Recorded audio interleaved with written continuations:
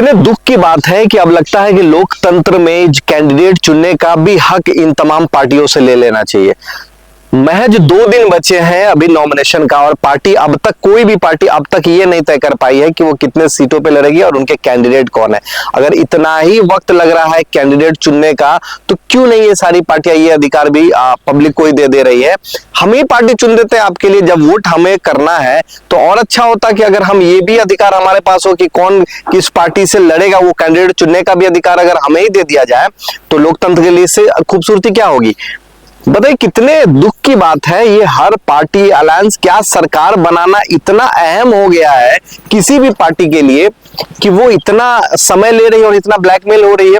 अरे हो रही है ब्लैकमेल, आप आइए फ्रंट फुट पे आइए, सीधा क्यों नहीं अनाउंस करते हैं बहुत कि 243 पे संपूर्ण लड़ेगी पार्टी। आज अभी कल प्रेस कॉन्फ्रेंस होना था एनडीए का, उधर महागठबंधन का, दोनों के साथ यही प्रॉब्लम है। उधर कांग्रेस कह रही है कि हम 243 पे अकेले लड़ जाएंगे, इधर अभी फिर से कल अभी खबर आ रही है कि एनडीए में टूट हो गई, अब नए सिरे से बात होगी। तो ये मुझे तो लगता है कि स्पष्ट अगर भाजपा को आना है तो आप स्पष्ट भाजपा क्यों नहीं कहती कि हम और नीतीश जी संपूर्ण 243 पे आधा 50-50% सीट बांट के लड़ जाए, छोड़ दे ये सारे छोटे मोटे बड़े अलायंस को, जब वो उनके हिसाब से वो चल ही नहीं रहे। सिर्फ अस्तित्व बनाने के लिए, सिर्फ मीडिया में रहने के लिए, न्यूज में रहने के लिए आप पूरा समीकरण एनडीए का बना हुआ और आप वैसी वैसी सीटें मांग दे रहे हैं जहां पे किसी का गढ़ है।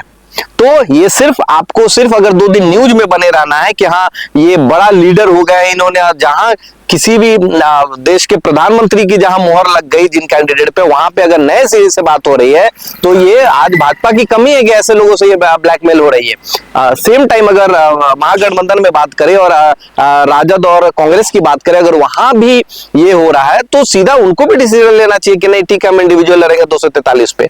तो ये करेज लेके राजनीति होता है। मुझे नहीं लगता कि इतना डर के, ब्लैकमेल होके और सरकार बनाना इतना अहम है, ये लोकतंत्र के लिए बिल्कुल घातक है। और खासकर इसका मतलब कि सिर्फ लालच यही है किसी का भी, चाहे हमारा महागठबंधन है एनडीए का, कि किसी तरह हम सरकार में आ जाए। और ये ऐसे ऐसे लोगों का, दोनों ही जगह ऐसे ऐसे लोगों का टिकट काटा जा रहा है जो 65,000 और 27,000 मार्जिन से वोट से जीत रहे हैं। ऐसे पे तो सीटिंग कहीं का भी सीटिंग जब कोई एमएलए है उस पे तो बात ही नहीं होनी चाहिए जब तक उसके खिलाफ कोई एंटी कैंपेंसी नहीं हो, कोई करप्शन चार्ज नहीं हो और उनका वोट मार्जिन अगर 25,000, 27,000, 30,000, 65,000 है और उन लोगों पे कोई छवि पे दाग नहीं है, तो ऐसे लोगों पे बात क्यों हो रही है? क्यों? क्योंकि अलायंस का कोई पार्टी आपसे सीट मांग दे रहा है और आपको उनको देना मजबूरी हो जाएगा। क्यों? क्योंकि आपको सरकार में बनाना है, आपको सत्ता में रहना है।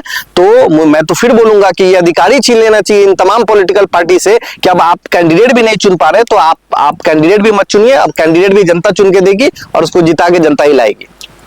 अगर आज ये फाइनल नहीं होता है आज शाम तक दोनों ही पार्टियों से, और उसके बाद चाहे वो महागठबंधन हो या एनडीए हो, तो मैं फिर बोलूंगा कि अब समय आगे। आज देखिए कितना, मैं इसलिए हमेशा कहता हूं हर कैंडिडेट को, जो लोग भी राजनीति करते हैं कि राजनीति अपने दम पे होती है, अब वो समय गया जहां पार्टी, अलायंस और दुनिया जहान 50 चीजें होती है। अगर आप इंडिविजुअल आइडेंटिटी है आपकी तो आपको ये टेंशन तो नहीं ना है कि टिकट अभी कल नॉमिनेशन करना है और आपको ये हेडेक नहीं ना होना चाहिए कि अभी कैसे करेंगे, पार्टी टिकट कंफर्म नहीं किया। इसलिए मैं तमाम उन लोगों से वो करूंगा कि अगर आपको राजनीति में आना है तो आप इंडिविजुअल आइडेंटिटी बनाइए। बंद करा ना, कहा ना बंद करे तो आप अपने दम पर आइए, इंडिविजुअल आइए और किसी भी सरकार में हो, कहीं भी हो, अगर आप सच्चे हैं तो लोग आपके साथ खड़ा होंगे। नमस्कार, प्रणाम। मैं टीम पवन से पवन कुमार सिंह, आपका अपना भाई बेटा सेवक।